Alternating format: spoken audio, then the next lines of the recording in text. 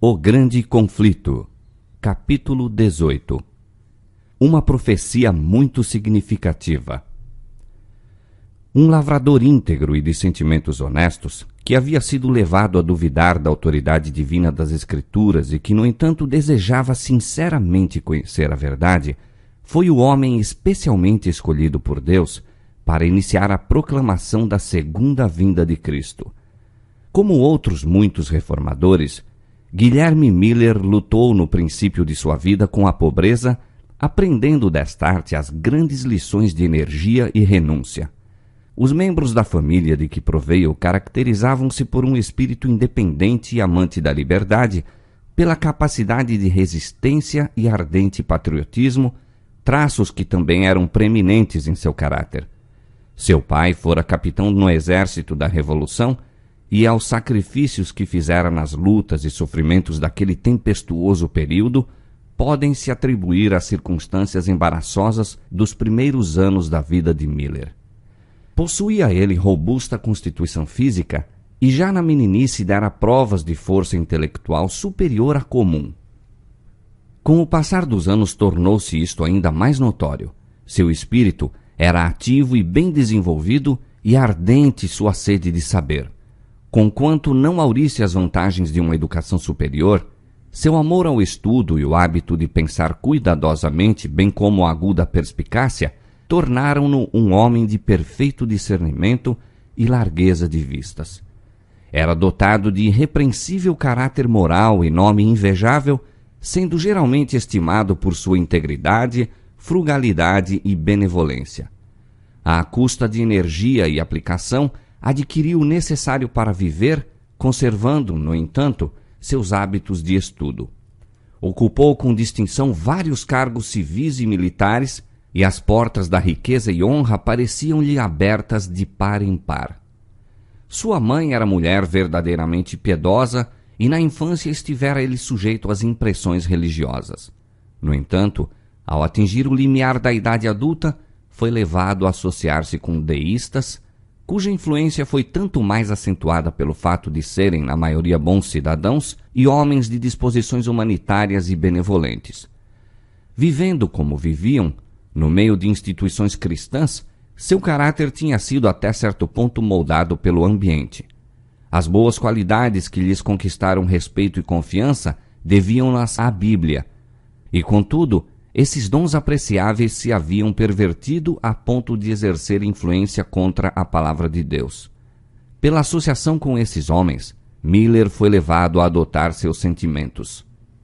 As interpretações corretas das Escrituras apresentavam dificuldades que lhe pareciam insuperáveis. Todavia, sua nova crença, conquanto pusesse de lado a Escritura Sagrada, nada oferecia de melhor para substituí-la, e longe estava ele de sentir-se satisfeito.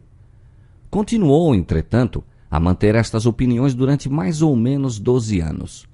Mas com a idade de 34 anos, o Espírito Santo impressionou-lhe o coração com a intuição de seu estado pecaminoso. Não encontrou em sua crença anterior certeza alguma de felicidade além túmulo. O futuro era negro e tétrico. Referindo-se mais tarde aos seus sentimentos nesta época, disse ele: o aniquilamento era um pensamento gélido e desalentador, e o fato de ter o homem de responder por seus atos significava destruição certa para todos. O céu era como bronze por sobre a minha cabeça, e a terra como ferro sob os meus pés. A eternidade, que era? E a morte, por que existia? Quanto mais raciocinava, mais longe me achava da evidência. Quanto mais pensava, mais contraditórias eram as minhas conclusões. Tentei deixar de pensar, mas meus pensamentos não podiam ser dominados. Era verdadeiramente infeliz, mas não compreendia a causa. Murmurava e queixava-me sem saber de quem. Sabia que algo havia de errado, mas não sabia como ou onde encontrar o que era reto. Lamentava, mas sem esperança. Neste estado continuou durante alguns meses. Subitamente, diz ele, gravou-se-me ao vivo no espírito o caráter de um Salvador. pareceu-me que bem poderia existir um ser tão bom e compassivo que por nossas transgressões fizesse expiação, livrando-nos desta arte de sofrer a pena do pecado. Compreendi desde logo quão amável esse ente deveria ser e imaginei poder lançar-me aos seus braços, confiante em sua misericórdia. Mas surgiu a questão: como se pode provar a existência desse ser? Afora a Bíblia, achei que não poderia obter prova da existência de semelhante Salvador, nem sequer de uma existência futura.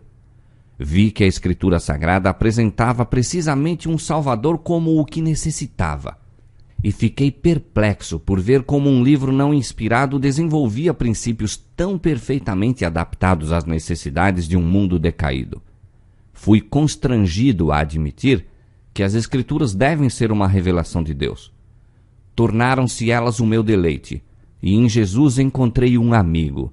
O Salvador tornou-se para mim o primeiro entre 10.000, e as Escrituras, que antes eram obscuras e contraditórias, tornaram-se agora a lâmpada para os meus pés e luz para meu caminho. Meu espírito tranquilizou-se e ficou satisfeito. Achei que o Senhor Deus é uma rocha em meio do oceano da vida. A Bíblia tornou-se então o meu estudo principal e posso, em verdade dizer, pesquisava com grande deleite. Vi que a metade nunca se me havia dito.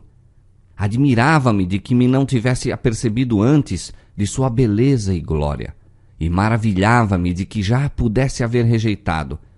Tudo o que o coração poderia desejar, encontrei revelado como um remédio para toda enfermidade da alma.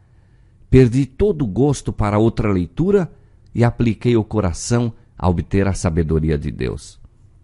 Miller professou publicamente sua fé na religião que antes desprezara.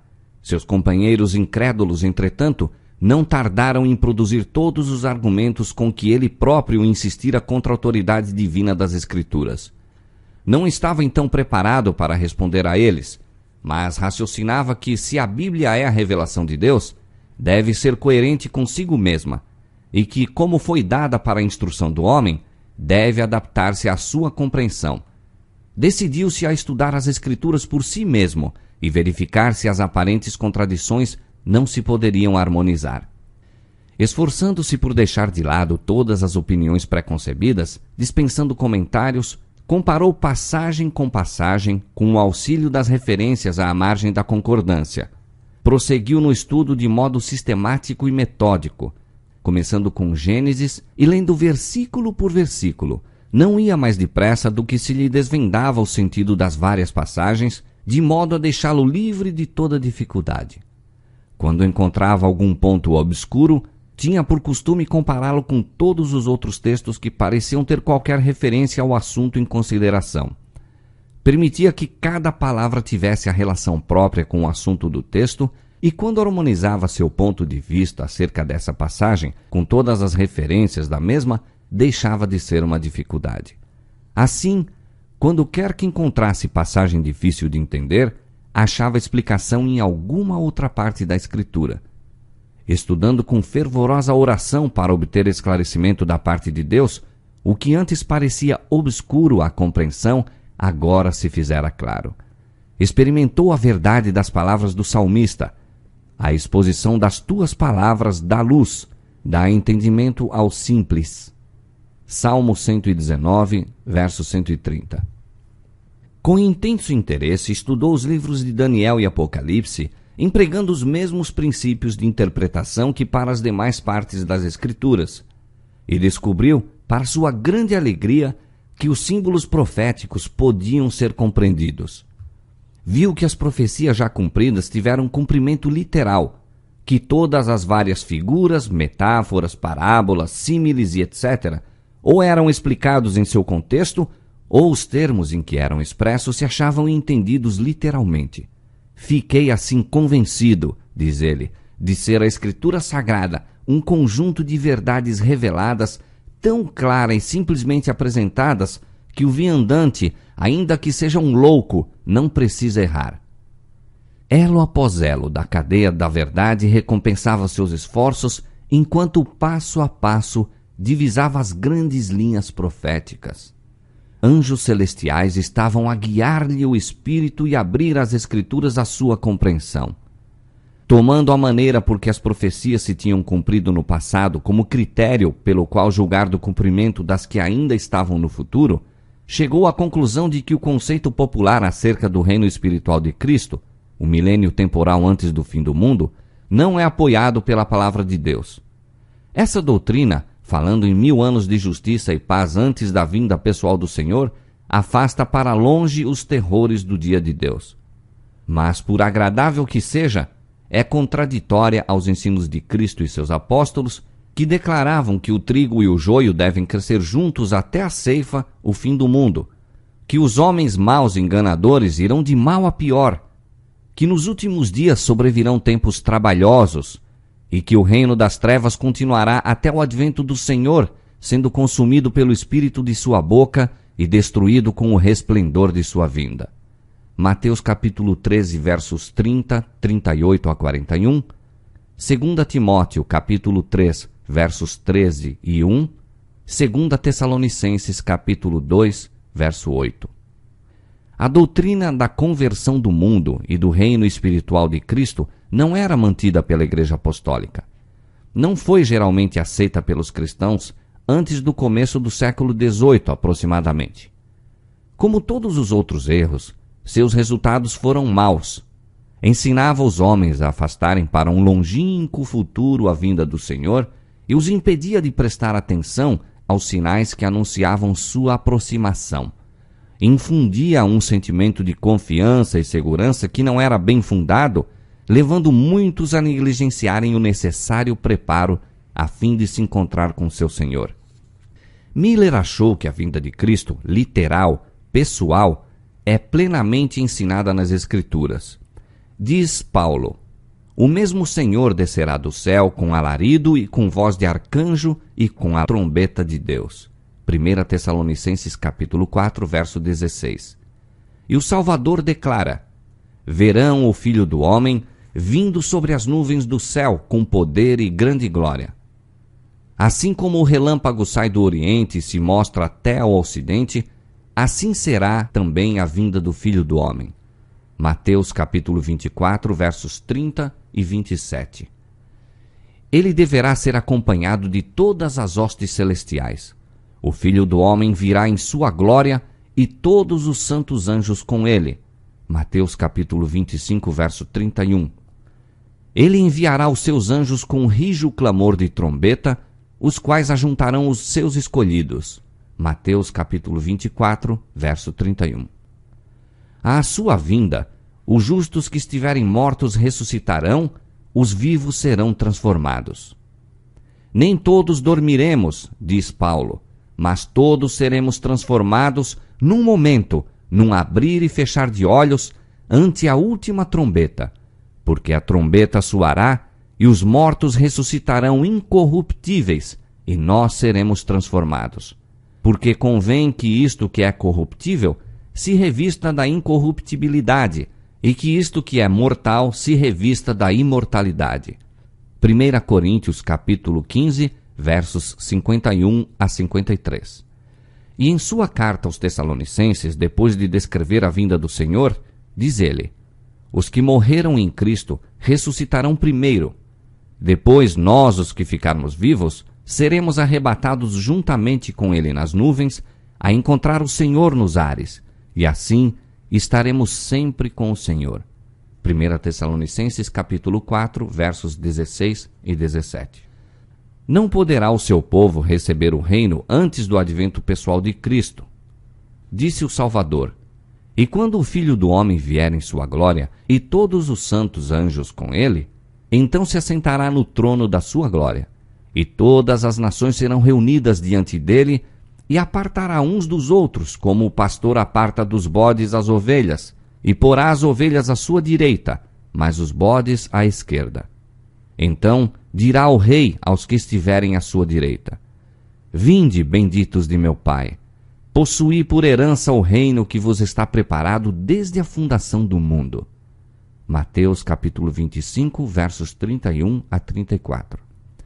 Vimos pelos textos citados que quando o Filho do Homem vier, os mortos serão ressuscitados incorruptíveis e os vivos serão transformados. Por esta grande mudança ficam preparados para receberem o reino, pois Paulo diz: a carne e o sangue não podem herdar o reino de Deus, nem a corrupção herda a incorrupção. 1 Coríntios capítulo 15, verso 50. O homem, em seu estado presente, é mortal, corruptível. O reino de Deus, porém, será incorruptível, permanecendo para sempre. Portanto, o homem, em sua condição atual, não pode entrar no reino de Deus. Mas, em vindo Jesus, confere a imortalidade a seu povo, e então os chama para possuírem um reino de que até ali têm sido apenas herdeiros. Estas e outras passagens provaram claramente ao espírito de Miller que os acontecimentos que geralmente se esperava ocorrerem antes da vinda de Cristo, como seja o reino universal de paz e o estabelecimento do domínio de Deus sobre a terra, deveriam ser subsequentes ao segundo advento. Além disso, todos os sinais dos tempos e as condições do mundo correspondiam à descrição profética dos últimos dias. Foi levado somente pelo estudo das Escrituras à conclusão de que estava prestes a terminar o período de tempo concedido para a existência da Terra em sua condição presente. Outra espécie de prova que vivamente me impressionava o espírito, diz ele, era a cronologia das Escrituras. Notei que os acontecimentos preditos que se haviam cumprido no passado muitas vezes ocorreram dentro de um dado tempo. Os 120 anos do dilúvio, Gênesis capítulo 6, verso 3, os 7 dias que o deviam preceder, com 40 dias de chuva predita, Gênesis capítulo 7, verso 4, os 400 anos da permanência temporária da semente de Abraão, Gênesis capítulo 15, verso 13, os 3 dias do sonho do copeiro Mor e do padeiro Mor, Gênesis capítulo 40, versos 12 a 20, os 7 anos de Faraó, Gênesis capítulo 41, verso 28 a 54, os 40 anos no deserto, Números capítulo 14, verso 34, os 3 anos e meio de fome, primeiro livro de Reis capítulo 17, verso 1, Lucas capítulo 4, verso 25, o cativeiro de 70 anos, Jeremias capítulo 25, verso 11, os 7 tempos de Nabucodonosor, Daniel capítulo 4, versos 13 a 16, e as 7 semanas, 62 semanas, e a semana, perfazendo 70 semanas determinadas aos judeus, Daniel capítulo 9, versos 24 a 27, são tempos que limitaram acontecimentos que antes eram apenas assuntos de profecia, cumprindo-se de acordo com as predições.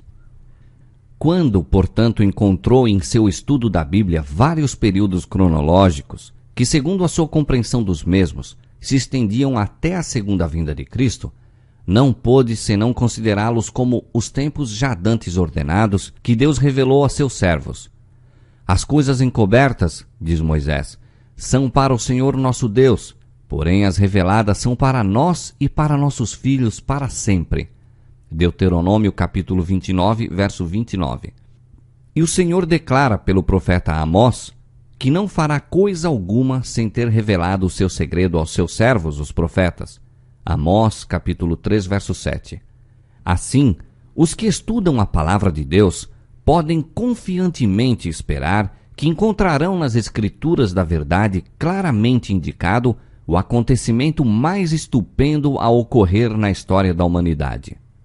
Como eu estivesse plenamente convicto, diz Miller, de que toda a Escritura divinamente inspirada é proveitosa, de que ela não veio nunca pela vontade do homem, mas foi escrita ao serem homens santos inspirados pelo Espírito Santo, 2 Pedro capítulo 1, verso 21, e dada para nosso ensino, para que pela paciência e consolação das Escrituras tenhamos esperança, não poderia deixar de considerar as porções cronológicas da Bíblia, senão como uma parte da palavra de Deus e com tanto direito à nossa séria consideração como qualquer outra porção dela. Senti, pois, que esforçando-me por compreender o que Deus em sua misericórdia achou conveniente revelar-nos, eu não tinha direito de omitir os períodos proféticos. A profecia que mais claramente parecia revelar o tempo do segundo advento era Daniel capítulo 8, verso 14. Até 2.300 tardes e manhãs, e o santuário será purificado. Seguindo sua regra de fazer as escrituras o seu próprio intérprete, Miller descobriu que um dia na profecia simbólica representa um ano. Números capítulo 14, verso 34, Ezequiel capítulo 4, verso 6. Viu que o período de 2.300 dias proféticos, ou anos literais, se estenderia muito além do final da dispensação judaica, donde o não poder ele referir-se ao santuário daquela dispensação. Miller aceitou a opinião geralmente acolhida de que na era cristã a terra é o santuário e, portanto, compreendeu que a purificação do santuário predita em Daniel 8,14 representa a purificação da terra pelo fogo à segunda vinda de Cristo. Se, pois, se pudesse encontrar o exato ponto de partida para os 2.300 dias, concluiu que se poderia facilmente determinar a ocasião do segundo advento. Assim, se revelaria o tempo daquela grande consumação, tempo em que as condições presentes, com todo o seu orgulho e poder, pompa e vaidade, impiedade e opressão viriam ao fim, que a maldição se removeria da terra, a morte seria destruída, dar-se-ia o galardão aos servos de Deus, os profetas e os santos, e aos que temem o seu nome, e seriam destruídos os que devastam a terra. Com um novo e mais profundo fervor, Miller continuou o exame das profecias, dedicando dias e noites inteiras ao estudo do que agora lhe parecia de tão estupenda importância e absorvente interesse. No capítulo 8 de Daniel, ele não pôde achar nenhum fio que guiasse ao ponto de partida dos 2.300 dias. O anjo Gabriel, conquanto tivesse recebido ordem de fazer com que Daniel compreendesse a visão, deu-lhe apenas uma explicação parcial. Quando a terrível perseguição a recair sobre a igreja foi desvendada à visão do profeta, abandonou a força física. Não pôde suportar mais e o anjo o deixou por algum tempo. Daniel enfraqueceu e esteve enfermo alguns dias. Espantei-me acerca da visão, diz ele, e não havia quem a entendesse. Deus ordenou, contudo, a seu mensageiro: dá a entender a este a visão. A incumbência devia ser satisfeita. Em obediência a ela, o anjo, algum tempo depois, voltou a Daniel dizendo: agora saí para fazer-te entender o sentido. Toma, pois, bem sentido na palavra e entende a visão. Daniel capítulo 9, versos 22 e 23. Havia na visão do capítulo 8 um ponto importante que tinha sido deixado sem explicação, a saber, o que se refere ao tempo, ou seja, ao período dos 2.300 dias. Portanto, o anjo, reencetando a explicação, ocupa-se principalmente do assunto do tempo. 70 semanas estão determinadas sobre o teu povo e sobre a tua santa cidade. Sabe e entende. Desde a saída da ordem para restaurar e para edificar Jerusalém até o Messias, o príncipe, 7 semanas e 62 semanas. As ruas e as tranqueiras se reedificarão, mas em tempos angustiosos. E depois das 62 semanas, será tirado o Messias, e não será mais. E ele firmará um concerto com muitos por 1 semana, e na metade da semana fará cessar o sacrifício e a oferta de manjares. Daniel capítulo 9, versos 24 a 27. O anjo fora enviado a Daniel com o expresso fim de lhe explicar o ponto que tinha deixado de compreender na visão do capítulo 8, a saber, a declaração relativa ao tempo. Até 2.300 tardes e manhãs, e o santuário será purificado. Depois de mandar Daniel tomar bem sentido na palavra e entender a visão, as primeiras declarações do anjo foram: 70 semanas estão determinadas sobre o teu povo e sobre a tua santa cidade. A palavra aqui traduzida determinadas significa literalmente separadas.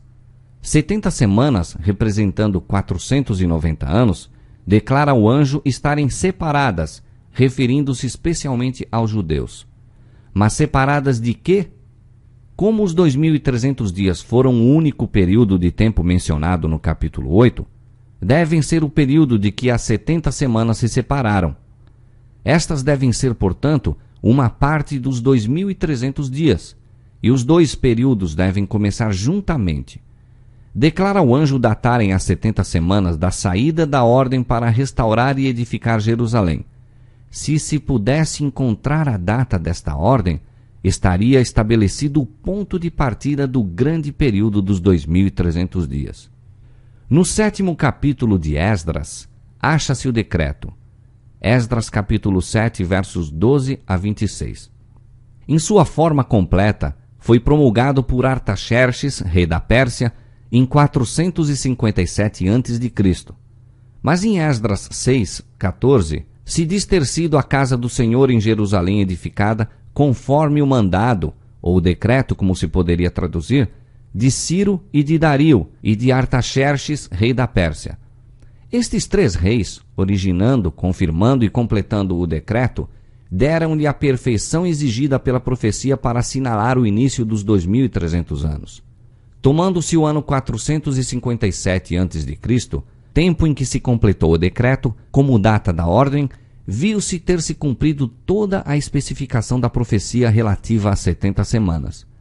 Desde a saída da ordem para restaurar e para edificar Jerusalém, até o Messias, o príncipe, 7 semanas e 62 semanas, a saber, 69 semanas ou 483 anos. O decreto de Artaxerxes entrou em vigor no outono de 457 a.C.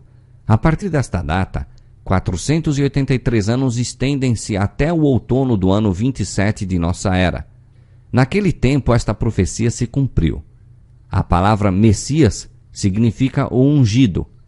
No outono do ano 27 de nossa era, Cristo foi batizado por João e recebeu a unção do Espírito. O apóstolo Pedro testifica que Deus ungiu a Jesus de Nazaré com o Espírito Santo e com virtude. Atos capítulo 10, verso 38. E o próprio Salvador declarou: O Espírito do Senhor é sobre mim, pois que me ungiu para evangelizar os pobres. Lucas capítulo 4, verso 18. Depois de seu batismo, ele foi para a Galiléia, pregando o evangelho do reino de Deus e dizendo: O tempo está cumprido. Marcos capítulo 1, versos 14 e 15. E ele firmará concerto com muitos por uma semana. A semana a que há referência aqui é a última das 70, são os últimos 7 anos do período concedido especialmente aos judeus. Durante este tempo, que se estende do ano 27 ao ano 34 de nossa era, Cristo, a princípio em pessoa e depois pelos seus discípulos, dirigiu o convite do Evangelho especialmente aos judeus. Ao saírem os apóstolos com as boas novas do reino, a recomendação do Salvador era: Não ireis pelos caminhos das gentes, nem entrareis em cidades de samaritanos, mas ide às ovelhas perdidas da casa de Israel. Mateus capítulo 10, versos 5 e 6. Na metade da semana fará cessar o sacrifício e a oferta dos manjares. No ano 31 da nossa era, 3 anos e meio depois de seu batismo, nosso Senhor foi crucificado. Com o grande sacrifício oferecido sobre o Calvário, terminou aquele sistema cerimonial de ofertas que durante 4.000 anos haviam apontado para o Cordeiro de Deus. O tipo alcançou o antítipo e todos os sacrifícios e ofertas daquele sistema cerimonial deveriam cessar. As 7 semanas, ou 490 anos, especialmente conferidas aos judeus, terminaram, como vimos, no ano 34. Naquele tempo, pelo ato do Sinédrio Judaico, a nação selou sua recusa do Evangelho pelo martírio de Estevão e perseguição aos seguidores de Cristo. Assim, a mensagem da salvação, não mais restrita ao povo escolhido, foi dada ao mundo. Os discípulos, forçados pela perseguição a fugir de Jerusalém, iam por toda parte anunciando a palavra. Filipe desceu à cidade de Samaria e pregou a Cristo. Pedro, divinamente guiado, revelou o evangelho ao centurião de Cesareia, Cornélio, que era temente a Deus, e o ardoroso Paulo, ganho à fé cristã, foi incumbido de levar as alegres novas aos gentios de longe. Atos capítulo 8, versos 4 e 5, capítulo 22, verso 21. Até aqui, Cumpriram-se de maneira surpreendente todas as especificações das profecias e fixa-se o início das 70 semanas, inquestionavelmente, no ano 457 a.C. e seu termo no ano 34 de nossa era. Por estes dados, não há dificuldade em achar-se o final dos 2.300 dias. Tendo sido as 70 semanas, 490 dias, separadas dos 2.300 dias, ficaram restando 1.810 dias. Depois do fim dos 490 dias, os 1.810 dias deveriam ainda cumprir-se. Contando do ano 34 de nossa era, 1.810 anos se estendem a 1.844. Consequentemente, os 2.300 dias de Daniel capítulo 8, verso 14, terminam em 1844. Ao expirar este grande dia profético, o santuário será purificado segundo o testemunho do anjo de Deus. Deste modo, foi definitivamente indicado o tempo da purificação do santuário, que quase universalmente se acreditava ocorresse por ocasião do segundo advento. Miller e seus companheiros, a princípio, creram que os 2.300 dias terminariam na primavera de 1844, ao passo que a profecia indicava o outono daquele ano. A compreensão errônea deste ponto trouxe desapontamento e perplexidade aos que haviam fixado a primeira daquelas datas para o tempo da vinda do Senhor. Isto, porém, não afetou nem de leve a força do argumento que mostrava terem os 2.300 dias terminado no ano 1844 e que o grande acontecimento representado pela purificação do santuário deveria ocorrer então. Devotando-se ao estudo das Escrituras, como fizera, a fim de provar serem elas uma revelação de Deus, Miller não tinha, a princípio, a menor expectativa de atingir a conclusão a que chegara. A custo podia ele mesmo dar crédito aos resultados de sua investigação, mas a prova das Escrituras era por demais clara e forte para que fosse posta de parte. 2 anos dedicara ele ao estudo da Bíblia, quando, em 1818, chegou à solene conclusão de que dentro de 25 anos aproximadamente, Cristo apareceria para a redenção de seu povo. Não necessito falar, diz Miller, do júbilo que me encheu o coração em vista da deleitável perspectiva, nem do anelo ardente de minha alma para participar das alegrias dos remidos. A Bíblia era então para mim um livro novo.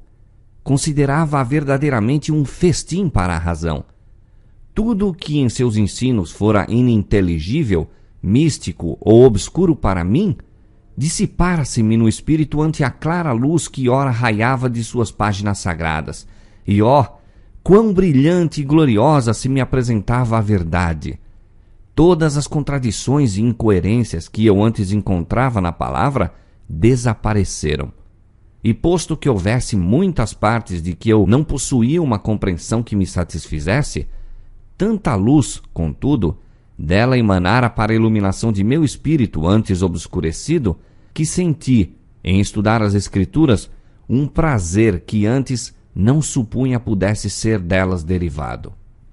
Solenemente convencido de que as Santas Escrituras anunciavam o cumprimento de tão importantes acontecimentos em tão curto espaço de tempo, surgiu com força em minha alma a questão de saber qual meu dever para com o mundo em face da evidência que comovera a meu próprio espírito. Não pôde deixar de sentir que era seu dever comunicar a outros a luz que tinha recebido. Esperava encontrar oposição por parte dos ímpios, mas confiava em que todos os cristãos se regozijariam na esperança de ver o Salvador a quem professavam amar.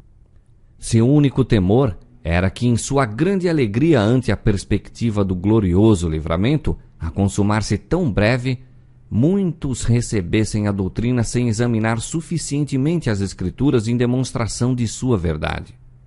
Portanto, hesitou em apresentá-la, receando que estivesse em erro, e fosse assim o meio de transviar a outros. Foi levado, desta maneira, a rever as provas em apoio das conclusões a que chegara e a considerar cuidadosamente toda a dificuldade que se lhe apresentava ao espírito. Viu que as objeções se desvaneciam ante a luz da palavra de Deus, como a névoa diante dos raios do sol. 5 anos despendidos desta maneira deixaram-no completamente convicto da correção de suas opiniões.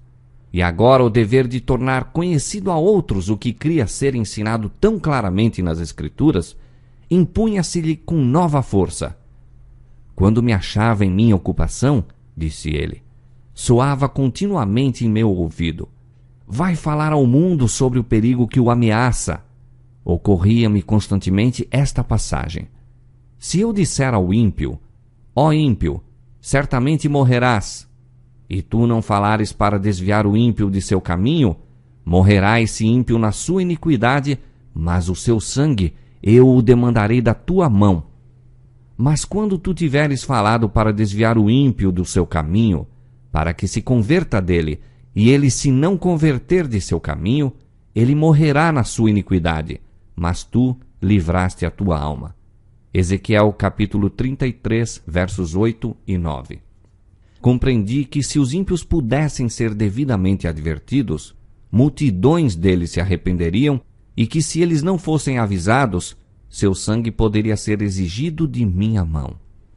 Começou ele a apresentar suas opiniões em particular quando se lhe oferecia a oportunidade, orando para que algum pastor pudesse sentir a força das mesmas e dedicar-se à sua promulgação. Mas não pôde banir a convicção de que tinha um dever pessoal a cumprir em fazer a advertência.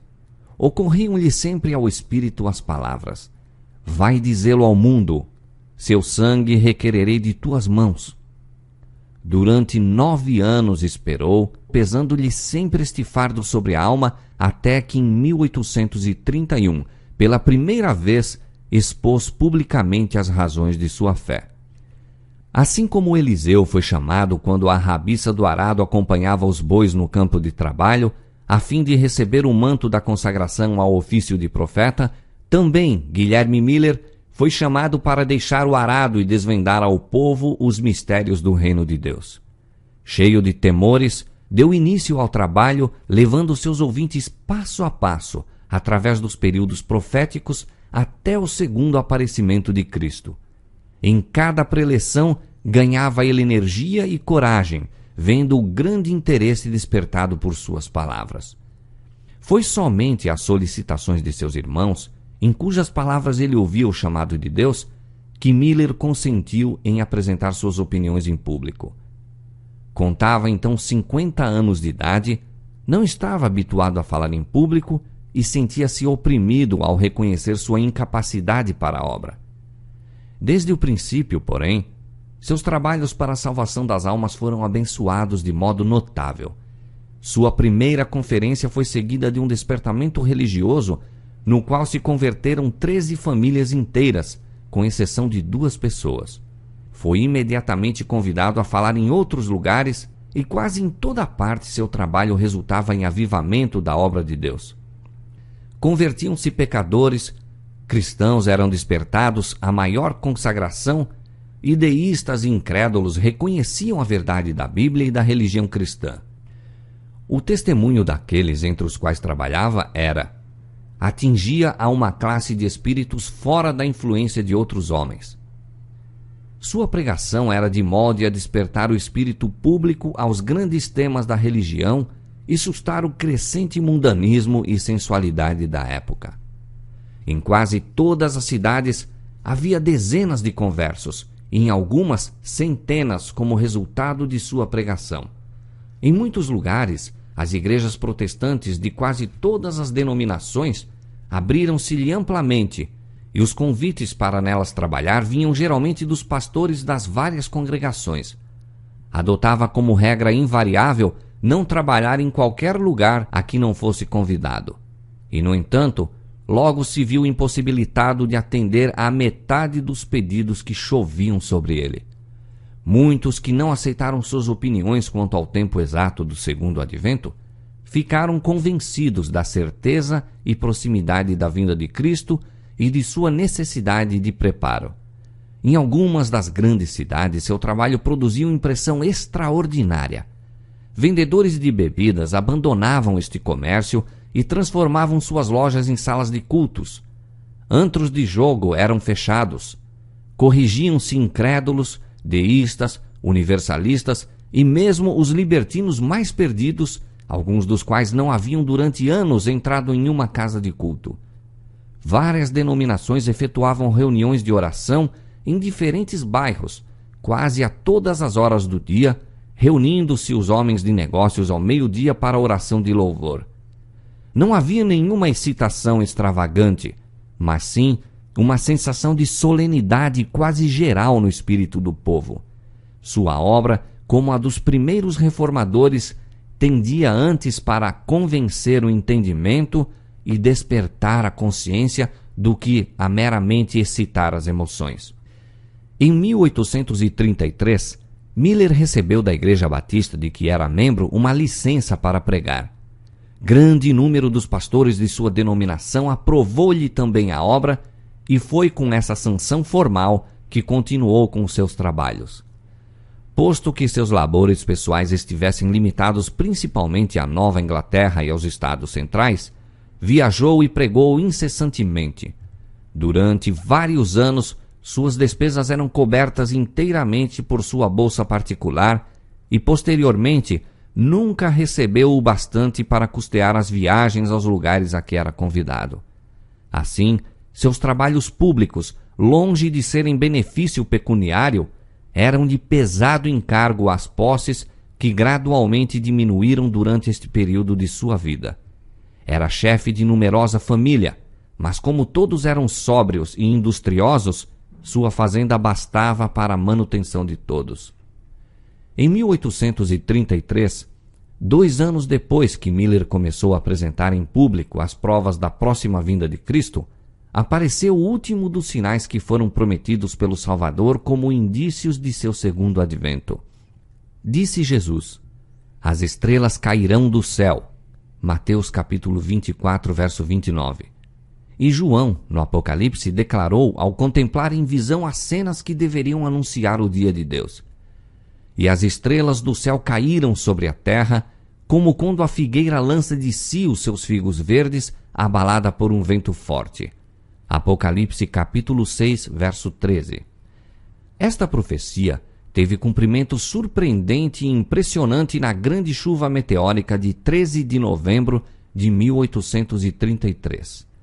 Aquela foi a mais extensa e maravilhosa exibição de estrelas cadentes que já se tem registrado, achando-se então o firmamento inteiro sobre todos os Estados Unidos durante horas em faiscante comoção. Neste país, desde que começou a ser colonizado, nenhum fenômeno celeste já ocorreu que fosse visto com tão intensa admiração por uns ou com tanto terror e alarma por outros. Sua sublimidade e terrível beleza ainda perdura em muitos espíritos. Raras vezes caiu chuva mais densa do que caíram os meteoros em direção à Terra. Leste, oeste, norte e sul, tudo era o mesmo. Em uma palavra, o céu inteiro parecia em movimento. O espetáculo, como o descreveu o diário do professor Silliman, foi visto por toda a América do Norte, desde as 2 horas até pleno dia, estando o céu perfeitamente sereno e sem nuvens. Um contínuo jogo de luzes deslumbrantemente fulgurantes se manteve em todo o firmamento. Nenhuma expressão, na verdade, pode chegar à altura do esplendor daquela exibição magnificente. Pessoa alguma que não a testemunhou pode ter uma concepção adequada de sua glória. Dir-se-ia que todas as estrelas se houvessem reunido em um ponto próximo do zênite e dali fossem simultaneamente arrojadas com a velocidade do relâmpago a todas as partes do horizonte, e, no entanto, não se exauriam, seguindo-se milhares celeremente no rastro de milhares, como se houvessem sido criadas para a ocasião. Não era possível contemplar um quadro mais fiel de uma figueira lançando seus figos quando açoitada por um vento forte. No Journal of Commerce de Nova York, de 14 de novembro de 1833, apareceu um longo artigo considerando este maravilhoso fenômeno, artigo que continha esta declaração: nenhum filósofo ou sábio mencionou ou registrou, suponho eu, um acontecimento semelhante ao de ontem de manhã.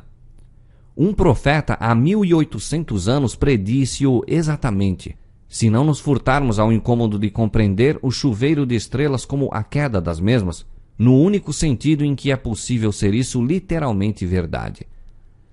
Assim se mostrou o último dos sinais de sua vinda, relativamente aos quais Jesus declarou a seus discípulos: quando virdes todas estas coisas, sabei que está próximo às portas. Mateus capítulo 24, verso 33. Depois destes sinais, João contemplou, como o grande acontecimento a seguir imediatamente, o céu retirando-se como pergaminho que se enrola, enquanto a terra tremia, montanhas e ilhas se removiam dos lugares, e os ímpios procuravam, aterrorizados, fugir da presença do Filho do Homem. Apocalipse capítulo 6, versos 12 a 17. Muitos que testemunharam a queda das estrelas consideraram-na um arauto do juízo vindouro, sinal espantoso, precursor certo, misericordioso prenúncio do grande e terrível dia. Deste modo, a atenção do povo foi dirigida para o cumprimento da profecia, sendo muitos levados a dar atenção à advertência do segundo advento. No ano de 1840, outro notável cumprimento de profecia despertou geral interesse. 2 anos antes, Josias Litch, um dos principais pastores que pregavam o segundo advento, publicou uma explicação de Apocalipse 9, predizendo a queda do Império Otomano.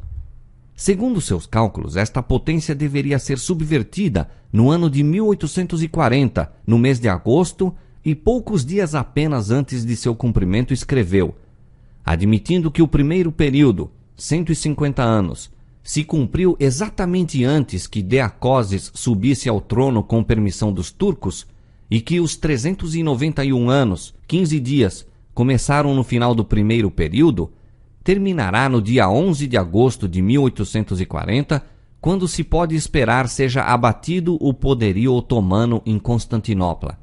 E isto, creio eu, verificar-se-á ser o caso. No mesmo tempo especificado, a Turquia, por intermédio de seus embaixadores, aceitou a proteção das potências aliadas da Europa e assim se pôs sob a direção de nações cristãs. O acontecimento cumpriu exatamente a predição. Quando isto se tornou conhecido, multidões se convenceram da exatidão dos princípios de interpretação profética adotados por Miller e seus companheiros, e maravilhoso impulso foi dado ao movimento do Advento. Homens de saber e posição uniram-se a Miller, tanto para pregar como para publicar suas opiniões, e de 1840 a 1844 a obra estendeu-se rapidamente. Guilherme Miller possuía grandes dotes intelectuais, disciplinados pela meditação e estudo, e a estes acrescentava a sabedoria do céu, pondo-se em ligação com a fonte da sabedoria. Era um homem de verdadeiro valor que inspirava respeito e estima onde quer que a integridade de caráter e a excelência moral fossem apreciadas. Unindo a verdadeira bondade de coração à humildade cristã e ao poder do domínio próprio, era atento e afável para com todos, pronto para ouvir as opiniões de outrem e pesar seus argumentos. Sem paixão ou excitação, aferia todas as teorias e doutrinas pela palavra de Deus, e seu raciocínio sadio e o profundo conhecimento das Escrituras habilitavam-no a refutar o erro e desmascarar a falsidade. Todavia, não prosseguiu ele o seu trabalho sem tenaz oposição. Como acontecera com os primeiros reformadores, as verdades que apresentava não eram recebidas favoravelmente pelos ensinadores populares da religião. Não podendo manter sua atitude pelas Escrituras, viam-se obrigados a recorrer aos ditos e doutrinas de homens, às tradições dos pais da Igreja. A palavra de Deus, porém, era o único testemunho aceito pelos pregadores da verdade do Advento. A Bíblia e a Bíblia só era a sua senha. A falta de argumentos das Santas Escrituras, por parte dos oponentes, supriam-na eles pelo ridículo e o escárnio. Empregavam tempo, meios e talentos para difamar aqueles cuja única falta era esperar com alegria a volta de seu Senhor e esforçar-se por viver vida santa e exortar aos demais a prepararem-se para o seu aparecimento. diligentes esforços se faziam para que o espírito do povo fosse desviado do assunto referente ao segundo advento. Procurava-se dar a impressão de que estudar as profecias que se referem à vinda de Cristo e ao fim do mundo fosse pecado, algo de que os homens deveriam envergonhar-se. Assim, o ministério popular minava a fé na palavra de Deus. Seu ensino tornava os homens incrédulos e muitos tomaram a liberdade de andar conforme seus próprios desejos ímpios. Então os autores desse mal atribuíram-no todo aos adventistas. Se bem que Miller conseguisse ter casas repletas de ouvintes inteligentes e atentos, seu nome era raras vezes mencionado pela imprensa religiosa, exceto para fins de acusação e ridículo. Os descuidados e ímpios, tornando-se audazes pela atitude dos ensinadores religiosos, recorriam aos epítetos infamantes, graçolas vis e blasfemas, em seu esforço de amontoar o ultraje sobre ele e sua obra. O homem de cabelos grisalhos, que deixara o lar confortável para viajar a expensas próprias, de cidade em cidade, de vila em vila, lutando incessantemente a fim de levar ao mundo a solene advertência do juízo próximo, era vilmente acusado de fanático, mentiroso e patife explorador. O ridículo, a falsidade, o insulto acumulado sobre ele provocaram indignados protestos mesmo por parte da imprensa secular.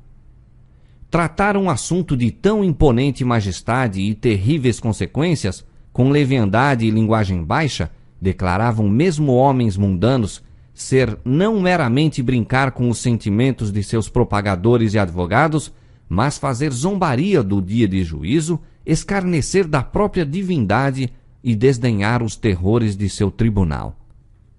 O instigador de todo o mal procurava não somente contrariar o efeito da mensagem do advento, mas destruir o próprio mensageiro. Miller fazia aplicação prática da verdade das Escrituras ao coração de seus ouvintes, reprovando-lhes os pecados e perturbando-lhes a satisfação própria. E suas palavras claras e incisivas despertaram inimizade. A oposição manifestada pelos membros da igreja à sua mensagem animava as classes inferiores a irem mais longe, e conspiraram alguns dos inimigos para tirar-lhe a vida quando saísse do local da reunião. Santos anjos, porém, estavam na multidão, e um deles, certa vez, sob a forma de homem, tomou o braço desse servo do Senhor e pô-lo a salvo da turba enfurecida. Sua obra ainda não estava terminada, e Satanás e seus emissários viram seus planos frustrados. A despeito de toda a oposição, o interesse no movimento adventista continuou a aumentar. As congregações cresceram das dezenas e centenas para milhares. Grande aumento houve nas várias igrejas, mas depois de algum tempo se manifestou o espírito de oposição a esses conversos, e as igrejas começaram a tomar providências disciplinares contra os que tinham abraçado as opiniões de Miller. Este ato provocou uma resposta de sua pena em escrito dirigido aos cristãos de todas as denominações, insistindo em que, se suas doutrinas eram falsas, se lhe mostrasse o erro pelas Escrituras. Que temos nós crido, disse ele, que não nos tenha sido ordenado pela palavra de Deus, a qual vós mesmos o admitis, é a regra e a única regra de nossa fé e prática? Que temos nós feito que provocasse tão virulentas acusações contra nós, do púlpito e da imprensa, e vos desse motivo justo para excluir-nos, os adventistas, de vossas igrejas e comunhão? Se estamos errados, peço mostrar-nos em que consiste nosso erro. Mostrai-nos pela palavra de Deus que estamos enganados. Temos sido bastante ridicularizados. Isso nunca nos poderá convencer de que estamos em erro. A palavra de Deus unicamente pode mudar nossas opiniões. Chegamos às nossas conclusões depois de refletir maduramente e muito orar e ao vermos sua evidência nas Escrituras. Século após século, as advertências que Deus enviou ao mundo por seus servos foram recebidas com igual incredulidade e descrença. Quando a iniquidade dos antediluvianos o moveu a trazer o dilúvio sobre a terra, primeiramente ele lhes fez saber o seu propósito para que pudessem ter oportunidade de abandonar seus maus caminhos. Durante 120 anos, lhes soou aos ouvidos o aviso que, se arrependessem, não acontecesse manifestar-se a ira de Deus a fim de destruí-los. A mensagem parecia-lhes, porém, uma história ociosa, e nela não creram. Fazendo-se audaciosos em sua impiedade, caçoavam do mensageiro de Deus, recebiam frivolamente seus apelos e até o acusavam de presunção. Como ousa um homem levantar-se contra todos os grandes da terra? Se a mensagem de Noé era verdadeira, por que todo mundo não ouviu e creu? A palavra de um homem contra a sabedoria de milhares. Não queriam dar crédito ao aviso, nem buscar refúgio na arca. Escarnecedores apontavam para as coisas da natureza, a sucessão invariável das estações, o céu azul que nunca havia derramado chuva, os campos verdejantes refrescados pelo brando orvalho da noite, e exclamavam: "Fala a ele parábolas?" Desdenhosamente declaravam ser o pregador da justiça um rematado fanático, e continuavam mais avidamente na busca dos prazeres, mais decididos em seus maus caminhos do que nunca dantes. Mas a incredulidade que alimentavam não impediu o acontecimento predito. Deus suportou por muito tempo sua iniquidade, dando-lhes ampla ocasião para o arrependimento. Ao tempo designado, porém, os juízos do Senhor caíram sobre os que haviam rejeitado sua misericórdia. Cristo declara que existirá idêntica incredulidade no tocante à sua segunda vinda. Como os contemporâneos de Noé não o conheceram, até que veio o dilúvio e os levou a todos, assim será também, nas palavras de nosso Salvador, a vinda do Filho do Homem. Mateus capítulo 24, verso 39. Quando o professo povo de Deus se estiver unindo com o mundo, vivendo como vivem os do mundo, e com eles gozando de prazeres proibidos, quando o luxo do mundo se tornar o luxo da igreja, quando os sinos para casamentos estiverem a tocar e todos olharem para o futuro esperando muitos anos de prosperidade temporal, subitamente então, como dos céus fulgura o relâmpago, virá o fim de suas resplendentes visões e esperanças ilusórias. Assim como Deus enviou seu servo para advertir o mundo do dilúvio a vir, enviou também mensageiros escolhidos para tornar conhecida a proximidade do juízo final. E como os contemporâneos de Noé se riam com escárnio das predições do pregador da justiça, assim, no tempo de Miller, muitos, mesmo dentre o povo professo de Deus, mofavam das palavras de advertência. E por que foram a doutrina e pregação da segunda vinda de Cristo tão mal recebidas pelas igrejas? Ao passo que para os ímpios o advento do Senhor traz miséria e desolação, para os justos está repleto de alegria e esperança. Esta grande verdade tem sido o consolo dos fiéis de Deus através de todos os séculos. Por que se tornou ela, como seu autor, uma pedra de tropeço e rocha de escândalo a seu povo professo?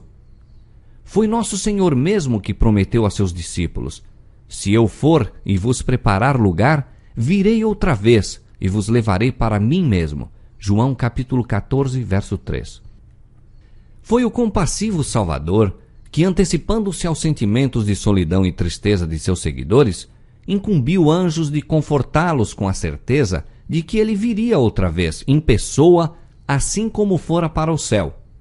Estando os discípulos a olhar atentamente para cima, a fim de apanhar o último vislumbre daquele a quem amavam, sua atenção foi despertada pelas palavras: "Varões galileus, por que estáis olhando para o céu?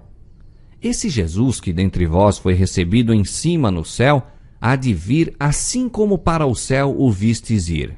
Atos capítulo 1, verso 11. Pela mensagem do anjo acendeu-se de novo a esperança. Os discípulos tornaram com grande júbilo para Jerusalém e estavam sempre no templo, louvando e bendizendo a Deus. Lucas capítulo 24, versos 52 e 53. Não se regozijavam porque Jesus deles se houvesse separado e tivessem sido deixados a lutar com as provações e tentações do mundo, mas por causa da certeza dada pelo anjo de que ele viria outra vez. A proclamação da vinda de Cristo deveria ser agora como quando fora feita pelos anjos aos pastores de Belém, boas novas de grande alegria. Os que realmente amam ao Salvador saudarão com alegria o anúncio baseado na palavra de Deus de que aquele em quem se centralizam as esperanças de vida eterna vem outra vez, não para ser insultado, desprezado e rejeitado, como se deu no primeiro advento, mas com poder e glória para remir seu povo. Os que não amam o Salvador é que não desejam sua vinda. E não poderá haver prova mais concludente de que as igrejas se afastaram de Deus do que a irritação e a animosidade despertada por esta mensagem enviada pelo céu. Os que aceitaram a doutrina do advento aperceberam-se da necessidade de arrependimento e humilhação perante Deus. Muitos haviam por longo tempo vacilado entre Cristo e o mundo. Agora compreendiam que era tempo de assumir atitude decisiva. As coisas da eternidade assumiam para eles uma desusada realidade. O céu se lhes aproximava e sentiam-se culpados perante Deus. Os cristãos despertaram para a nova vida espiritual. Compenetraram-se de que o tempo era breve, de que o que tinham a fazer pelos seus semelhantes deveria fazer-se rapidamente. A terra retrocedia, a eternidade parecia abrir-se perante eles, e a alma, com tudo o que diz respeito à sua felicidade ou miséria eterna, sentia eclipsar-se todo o objetivo mundano. O Espírito de Deus repousava sobre eles, conferindo poder aos fervorosos apelos que faziam a seus irmãos e aos pecadores, a fim de se prepararem para o dia de Deus. O testemunho silencioso de sua vida diária era constante reprovação aos membros das igrejas, seguidores de formalidades e destituídos de consagração. Estes não desejavam ser perturbados em sua procura de prazeres, seu desejo de ganho e ambição de honras mundanas. Daí a inimizade e a oposição suscitadas contra a fé no advento e contra os que a proclamavam. Como se verificassem irrefutáveis os argumentos baseados nos princípios proféticos, os oponentes se esforçaram por desacoroçoar a investigação deste assunto, ensinando que as profecias estavam fechadas. Assim seguiram os protestantes nas pegadas dos romanistas. Enquanto a igreja papal privava da Bíblia o povo, as igrejas protestantes alegavam que uma parte importante da palavra sagrada, parte que apresentava verdades especialmente aplicáveis ao nosso tempo, não podia ser compreendida. Pastores e povo declaravam que as profecias de Daniel e do Apocalipse eram mistérios incompreensíveis. Cristo, porém, chamou a atenção de seus discípulos para as palavras do profeta Daniel relativas aos acontecimentos a ocorrerem na época deles e disse: quem lê, entenda. Mateus capítulo 24, verso 15. E a asserção de que o Apocalipse é um mistério, que não pode ser compreendido, é contradita pelo próprio título do livro, Revelação de Jesus Cristo, a qual Deus lhe deu para mostrar a seus servos as coisas que brevemente devem acontecer. Bem-aventurado aquele que lê e os que ouvem as palavras desta profecia e guardam as coisas que nela estão escritas, porque o tempo está próximo. Apocalipse capítulo 1, versos 1 a 3. Diz o profeta: bem-aventurado aquele que lê. Aos que não querem ler, a bênção não é para estes. E os que ouvem, há alguns também que se recusam a ouvir qualquer coisa relativa às profecias. A bênção não é para esta classe. E guardam as coisas que nela estão escritas. Muitos se recusam a atender às advertências e instruções contidas no Apocalipse. Nenhum desses pode pretender a bênção prometida. Todos os que ridicularizam os assuntos da profecia, zombando dos símbolos ali solenemente dados, todos os que se recusam a reformar a vida e preparar-se para a vinda do Filho do Homem, não serão abençoados. Em vista do testemunho da inspiração, como ousam os homens ensinar que o Apocalipse é um mistério fora do alcance da inteligência humana? É um mistério revelado, um livro aberto. O estudo do Apocalipse encaminha o espírito às profecias de Daniel e ambos apresentam importantíssimas instruções dadas por Deus ao homem relativas a fatos e acontecimentos no final da história deste mundo. foram reveladas a João cenas de profundo e palpitante interesse na experiência da igreja. Viu ele a oposição, os perigos, os conflitos e o livramento final do povo de Deus. Ele registra as mensagens finais que devem amadurecer a seara da terra, sejam os molhos para o celeiro celeste ou os feixes para os fogos da destruição. Assuntos de vasta importância lhe foram desvendados, especialmente para a última igreja, a fim de que os que volvessem do erro para a verdade pudessem ser instruídos em relação aos perigos e conflitos que diante deles estariam. Ninguém necessita estar em trevas no que respeita àquilo que está para vir sobre a terra. Por que, pois, esta dilatada ignorância com respeito a uma parte importante das Escrituras Sagradas? Por que esta relutância geral em investigar-lhes os ensinos? É o resultado de um esforço estudado do príncipe das trevas para esconder dos homens o que revela os seus enganos. Por esta razão, Cristo, o revelador, prevendo a luta que seria ferida contra o estudo do Apocalipse, pronunciou uma bênção sobre os que lessem, ouvissem e observassem as palavras da profecia.